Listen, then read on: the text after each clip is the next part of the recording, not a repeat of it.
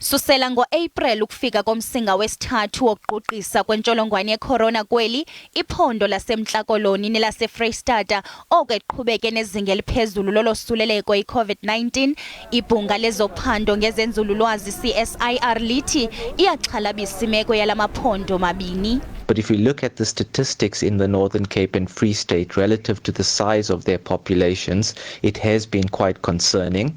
So relative to the population size, Northern Cape and Free State still currently have the highest case incidence rate at 28 and 20 new cases per 100,000 population in each province per day.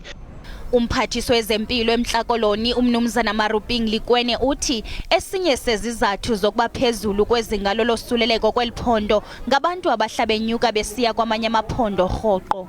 You must always check when Western Cape experiences a wave or the numbers increases Western Cape. You will see where the province Namakwa numbers will start to go up.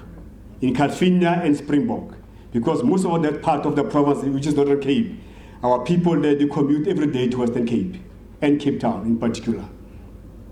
In ZFM Gaon, which is up in Ten, our people from Namibia, you'll see that traveling there, because we relate with these countries. El phondo litsale emva nakwinkqubo yogonyo babalelwa ku-1.1 million abantu abahlala kweli phondo kwaye baqabele nje ku-200,000 abantu abagonyelwe intsholongwane yecorona. I can report to you that we have